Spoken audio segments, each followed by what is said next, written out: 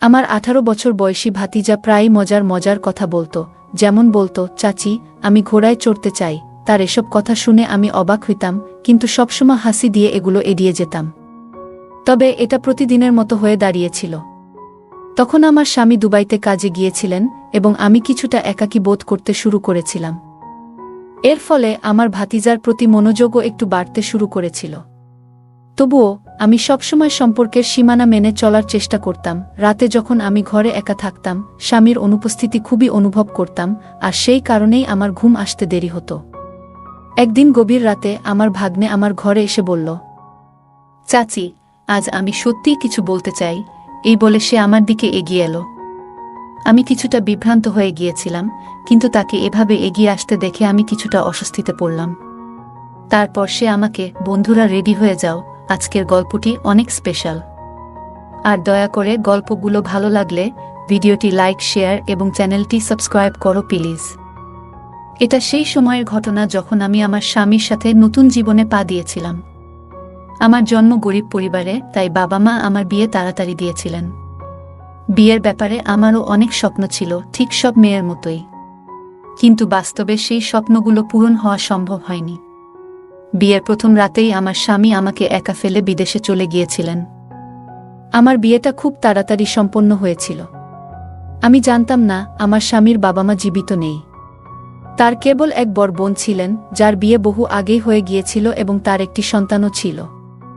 আমার বাবা মাকে এই সম্পর্ক ভালোই মনে হয়েছিল, কারণ আমার স্বামী একটি ভালো চাকরি করতেন এবং কোনো বড় চাহিদা পেশ করেননি। তাই বাবা মা বেশ আনন্দের সাথে আমাদের বিয়ে ঠিক করেন। বিয়ের পর আমার স্বামী আমাকে তার বাড়ি নিয়ে আসেন। সেখানে খুব সাধারণভাবে আমার স্বাগত জানানো হয়েছিল। আমার শ্বশুর বাড়িতে আমার স্বামী ছাড়া আর কেউ ছিল না। আমি যখন আমার স্বামীর ঘরে ঢুকলাম, তখন দেখলাম তিনি তার ঘরটা ফুল দিয়ে সাজিয়েছেন। সেই রাত আমার জন্য খুব বিশেষ হতে চলেছিল। সেই রাতটি ছিল আমার জীবনের বিশেষ একটি মুহূর্ত, একটি রাত যার জন্য আমি অনেকদিন অপেক্ষা করেছিলাম। আমি সুন্দরভাবে সেজেছিলাম এবং নিজের মধ্যে আনন্দ অনুভব করছিলাম। কিছুক্ষণের মধ্যেই আমার স্বামী ঘরে আসলেন। দরজা বন্ধ করে আমাকে কাছে এসে হাসি মুখে জিজ্ঞাসা করলেন, তুমি কেমন আছো? তার মধুর কণ্ঠে কথা শুনে আমি হেসে উত্তর দিলাম, খুব ভালো, তোমার অপেক্ষায় ছিলাম। এরপর আমরা একসাথে কিছু সময় কাটালাম, কথা বললাম এবং সারাদিন কেমন কাটল তা নিয়ে আলোচনা করলাম। এটি ছিল আমাদের জীবনের একটি সুন্দর ও স্মরণীয় মুহূর্ত। শুরুর দিকে আমি কিছুটা অস্বস্তি বোধ করছিলাম, কিন্তু ধীরে ধীরে আমাদের কথাবার্তা আমাকে স্বস্তি দিতে শুরু করে। আমরা একে অপরের সাথে আরও খোলামেলা হয়ে উঠি।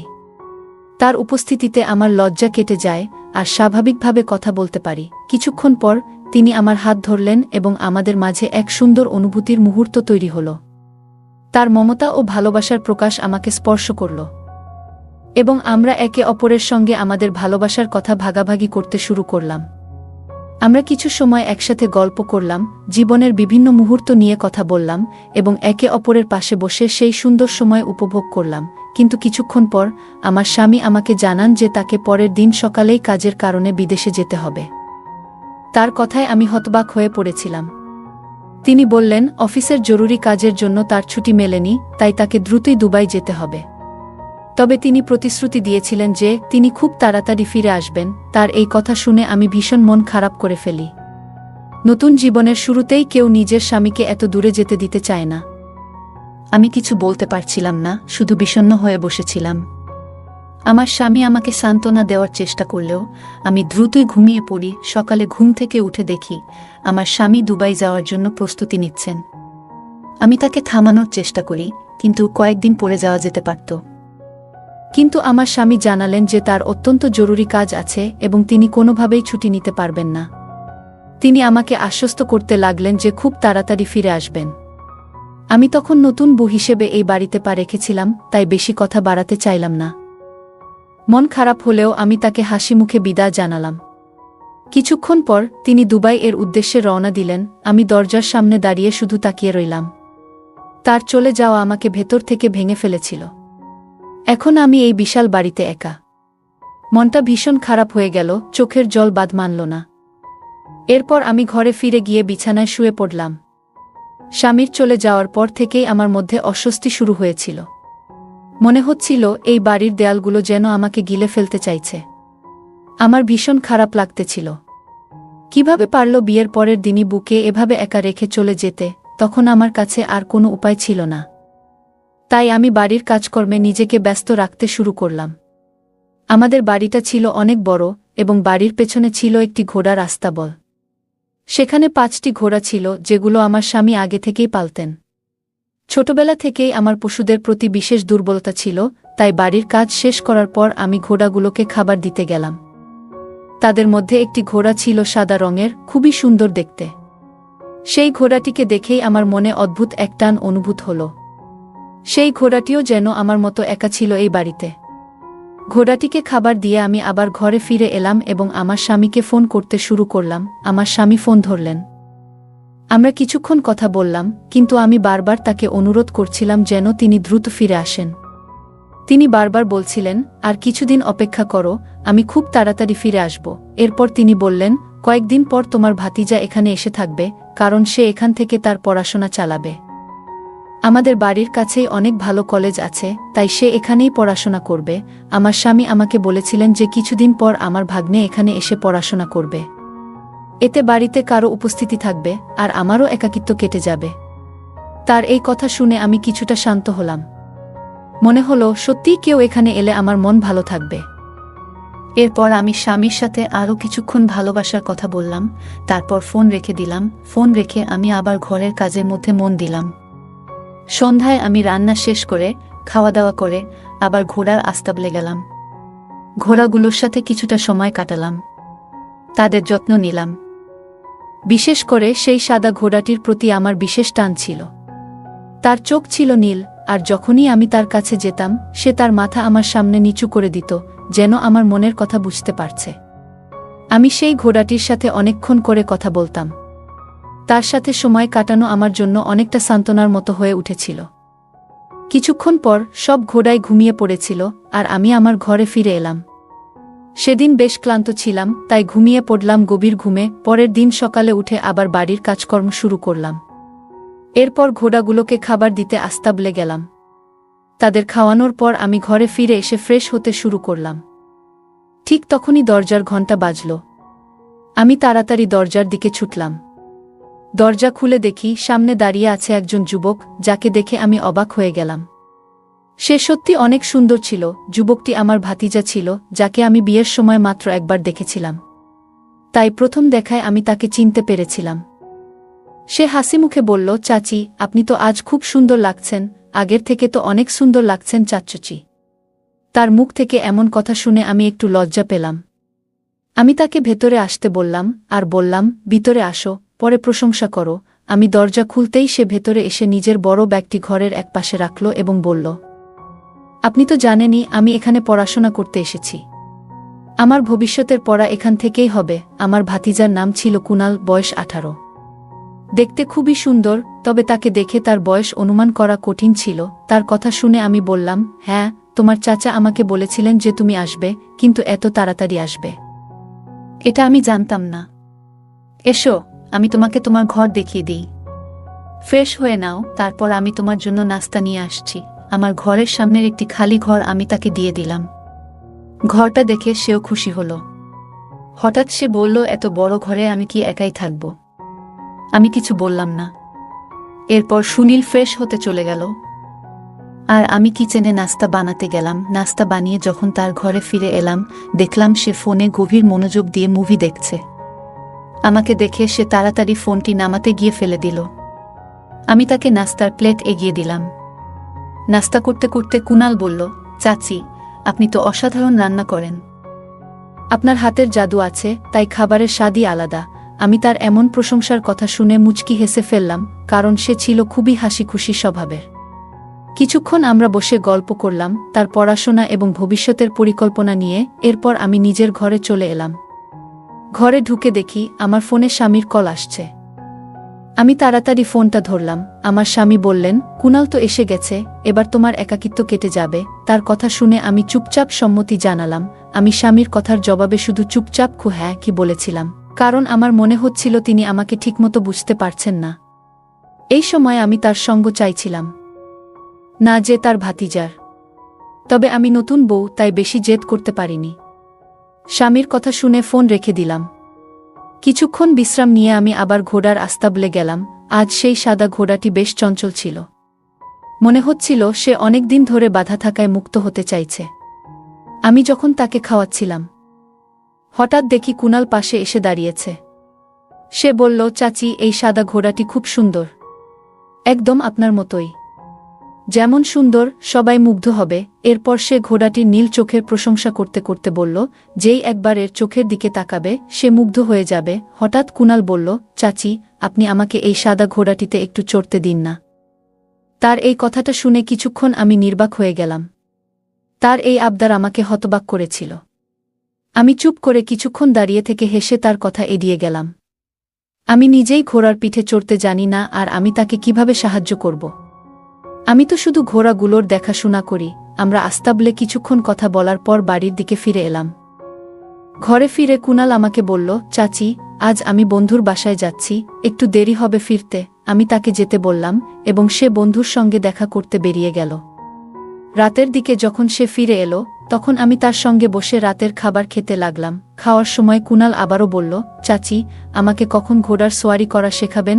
তার কথা শুনে আমি হেসে বললাম, তুমি এখনো ছোট, পরে শেখাবো। আমি ভেবেছিলাম সে মজার ছলে বলছে, কিন্তু হয়তো আমার ভুল ধারণা ছিল। রাতের খাবার শেষ করে কুনাল তার ঘরে চলে গেল, আর আমি রান্নাঘরের কাজ শেষ করে নিজের ঘরে ঘুমাতে গেলাম। সারা দিনের পরিশ্রমে ক্লান্ত ছিলাম, তাই দ্রুত ঘুমিয়ে পড়লাম। কিন্তু সেই রাতে ঘুমের মধ্যে কিছু অদ্ভুত আওয়াজ শুনতে পেলাম। তেমন কিছু ভাবিনি, তাই বেশি মনোযোগও দিলাম না। সকালে উঠে সেই আওয়াজগুলো আমার মনে হতে থাকল। কিচেনে কাজ করার সময় আমি ভাবছিলাম কিভাবে দিনের কাজগুলো শেষ করব। হঠাৎ পেছন থেকে কুনাল এসে দাঁড়ায়, কিন্তু আমি খেয়াল করিনি। সে একবার ডাকছিল, কিন্তু আমি শুনতে পাইনি। কিছুক্ষণ পরে সে আমার কাঁধে আলতোভাবে স্পর্শ করে বলে, চাচি, আমি অনেকক্ষণ ধরে ডাকছিলাম, আপনি শুনলেন না কেন? তার কথা শুনে আমি হাসি দিয়ে বললাম, আমি তো কাজ নিয়ে এতটাই ব্যস্ত ছিলাম যে খেয়াল করিনি। কি বলবে? এরপর আমরা দুজনেই কথা বলতে বলতে রান্নার কাজ শেষ করলাম। কুনাল জানালো যে সে দুপুরে বাড়ি ফিরবে না, কারণ সে কলেজে ভর্তি হতে যাচ্ছে। আমি শুনে বললাম, ঠিক আছে, তবে রাতে ফিরবে তো? তখন সে বলল, হ্যাঁ, রাতে আমি আসবি। এরপর আমি এবং কুনাল একসাথে বসে নাস্তা করলাম। নাস্তা করার সময় কুনাল মজা করে আমাকে বলল, চাচি, কবে আমাকে তোমার ওই সাদা ঘোড়ায় চড়তে দেবে? আমি তার কথায় কিছু না বলে মুচকি হেসে রইলাম। এরপর আমি বললাম, তোমার ঘোড়ার প্রতি আকর্ষণ কবে থেকে শুরু হলো? সে বলল, ছোটবেলা থেকেই ঘোড়ায় চড়ার শখ আছে, বিশেষত সাদা ঘোড়ার প্রতি দুর্বলতা। সে বারবার আমাকে নিয়ে হাসির ছলে কথাগুলো বলছিল, কিন্তু আমি সবসময় তার কথাগুলোকে হেসে এড়িয়ে যেতাম। এরপর থেকে এটি প্রতিদিনের একটি মজার বিষয় হয়ে দাঁড়াল। একদিন রাতে যখন কুনাল বাসায় ফিরল, খাবার খেয়ে নিজের ঘরে চলে গেল। কিছুক্ষণ পর আমি আবার তার ঘর থেকে অদ্ভুত এক আওয়াজ শুনতে পেলাম। বিষয়টা বেশ অস্বস্তিকর লাগছিল। আমি ধীরে ধীরে তার ঘরের দিকে এগিয়ে গেলাম এবং দেখলাম সেই আওয়াজ তার ঘর থেকেই আসছে। আওয়াজটা কিছুটা অস্বাভাবিক ছিল, এবং এর ফলে আমার মনে অদ্ভুত এক অনুভূতি সৃষ্টি হল। আমি একটু ঘাবড়ে গেলাম, যেন সেই আওয়াজের কোনো রহস্য লুকিয়ে আছে। ভয়টা ধীরে ধীরে বেড়ে যাচ্ছিল, তাই আমি সিদ্ধান্ত নিলাম যে আর দেরি না করে দ্রুত সেখান থেকে সরে আসি। নিরাপদ দূরত্বে গিয়ে আমি নিজেকে শান্ত করার চেষ্টা করলাম এবং ভাবতে লাগলাম, কি হতে পারে সেই অদ্ভুত আওয়াজের উৎস। আমি দ্রুত সেখান থেকে পালিয়ে এসে নিজের ঘরে ঢুকে পড়লাম। তখন আমার স্বামীকে খুব বেশি মনে পড়ছিল। ভয়ে আমি সেই রাতে অনেকক্ষণ কেঁদে ঘুমিয়ে পড়েছিলাম। সকালে ঘুম থেকে উঠে আবার আমি ঘরের কাজ নিয়ে ব্যস্ত হয়ে গেলাম। কাজ করতে করতে আবারও রাতের সেই অদ্ভুত আওয়াজের কথা মনে পড়তে লাগল। এর মধ্যেই কুনাল আবার আমার কাছে এসে দাঁড়ালো। সে এমন কিছু এলোমেলো কথা বলছিল যা শুনে আমি পুরোপুরি হতবাক হয়ে গেলাম। সে বলল, আমি খুব শিগগিরই তোমার ঘোড়ায় চড়তে চাই। তার এমন নির্দোষ ইচ্ছে শুনে আমি হেসে বললাম, তুমি তো এখনো ছোট, আগে একটু বড় হও, তারপর আমরা একসঙ্গে ঘোড়ায় চড়ব। কথাগুলো হাস্যরসের মধ্যে শেষ হলো এবং আমরা দুজনেই হেসে ফেললাম। কিন্তু ধীরে ধীরে আমি লক্ষ্য করলাম কুনালের আচরণে অনেক পরিবর্তন আসতে শুরু করেছে। সে প্রায় বসে মোবাইল ফোনে কিছু দেখত, কিন্তু আমি কাছে গেলেই সে অস্থির হয়ে ফোন লুকিয়ে ফেলত। প্রতিদিন রাতে সেই অদ্ভুত আওয়াজগুলো আমার ঘুম নষ্ট করে দিচ্ছিল। আমি কুনালকে সবসময় ছোট বলে ধরে নিতাম, তাই তার এইসব কাজকে তেমন গুরুত্ব দিতাম না এবং হেসে উড়িয়ে দিতাম, কিন্তু এখন কুনাল আমার সাথে অনেক বেশি বন্ধুত্বপূর্ণ হয়ে উঠেছে। সে খুব কাছাকাছি এসে বসত, যা আমাকে এক ধরনের ভিন্ন অনুভূতির মধ্যে ফেলে দিত। সে আমার সাথে নাস্তা করত এবং আমার ঘরেও এসে দীর্ঘক্ষণ ধরে নানা কথা বলত। সেসব কথার মাঝে কখনো কখনো সেই অদ্ভুত পরিস্থিতির পুনরাবৃত্তি ঘটত। কুনাল প্রায় মজা করে বলতো, মামি, আমি তোমার ঘোড়ায় চড়তে চাই। তুমি আমাকে কি সেই সুযোগ দেবে না? আমি তাকে সবসময় ছোট মনে করে তার কথাগুলোকে গুরুত্ব দিতাম না এবং হেসে উড়িয়ে দিতাম। কিন্তু আমি বুঝতে পারিনি এর পেছনে কিছু গুরুতর সমস্যা লুকিয়ে আছে, যা আমার ভবিষ্যতের জন্য বিপজ্জনক হতে পারে। এক রাতে আমি গভীর ঘুমেছিলাম, হঠাৎ আবার সেই অদ্ভুত আওয়াজ শোনা গেল।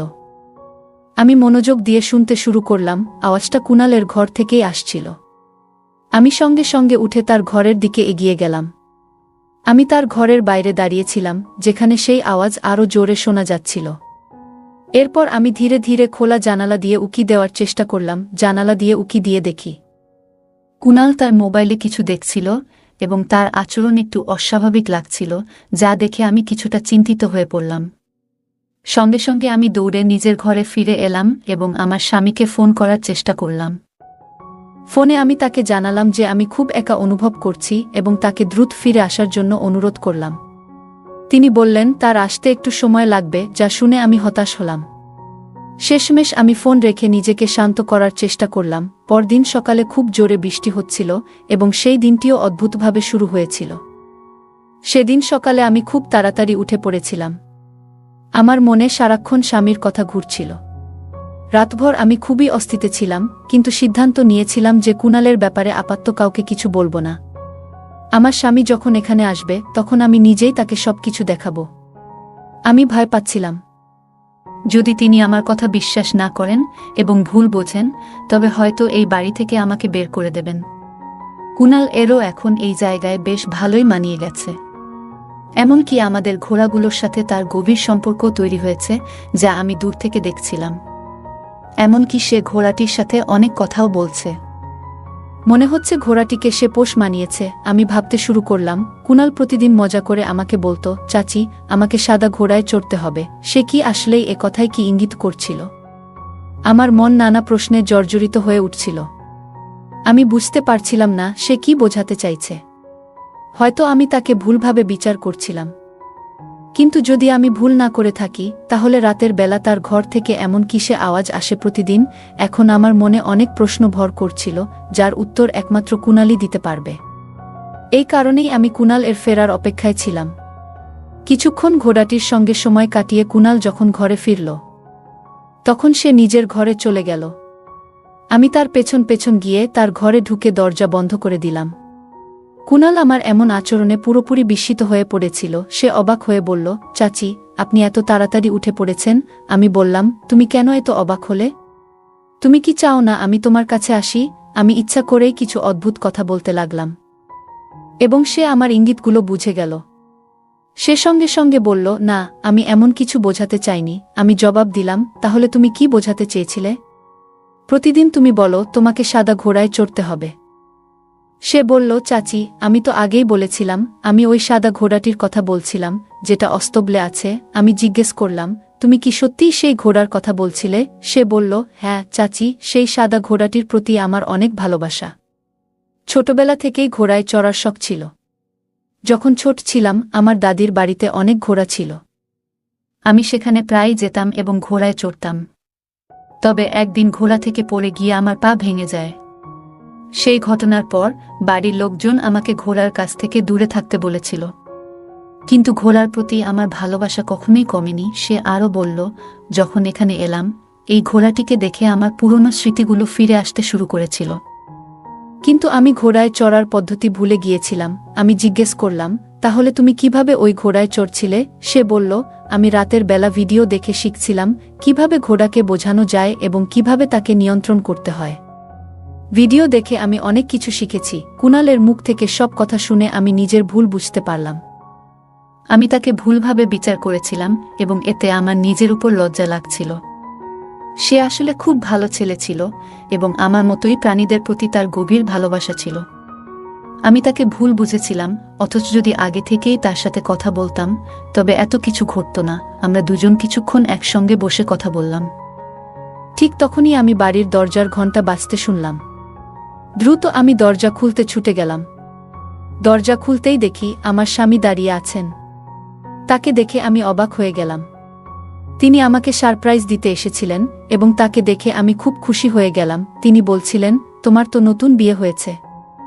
স্বামীর থেকে দূরে থাকা একজন স্ত্রীর জন্য কতটা কঠিন সেটা আমি বুঝতে পারছি। তাই তুমি যখন আমাকে তাড়াতাড়ি বাড়ি আসতে বলেছিলে, আমি সব কাজ দ্রুত শেষ করে ফিরে এসেছি। আর এখন আমি এখান থেকেই আমার অফিসের শুরু করব। আমি বুঝতে পারলাম যে কুণালের সম্পর্কে আমার ধারণাগুলো ভুল ছিল। যদি আমি আগেই আমার স্বামীকে কুণালের বিষয়ে বলতাম, হয়তো তিনিও ভুল বুঝতেন আর এতে কুণালের মানসম্মান ক্ষতিগ্রস্ত হতো। কিন্তু ভাগ্য ভালো, সময়মতো সবকিছু পরিষ্কার হয়ে গিয়েছিল এবং সঠিক সিদ্ধান্ত নেওয়া সম্ভব হয়েছিল। বন্ধুরা, জীবনে কখনো ছোট কোনো ভুল সম্পর্ক নষ্ট করে দিতে পারে। যখন একবার সম্পর্কের মধ্যে ভুল বোঝাবুঝি তৈরি হয়, তখন তা আর আগের মতো সহজে ফিরে আসে না। প্রতিটি সম্পর্কের নিজস্ব মর্যাদা থাকে, তাই আমাদের সবার উচিত নিজেদের সম্পর্কের সেই মর্যাদা বজায় রাখা। গল্পটা কেমন লাগলো জানাতে ভুলবে না। আরও মজার মজার রোমান্টিক গল্প শুনতে চাইলে ভিডিওটি লাইক, শেয়ার এবং চ্যানেলটি সাবস্ক্রাইব করতে এবং বেল আইকনটি ক্লিক করতে ভুলবে না। ধন্যবাদ।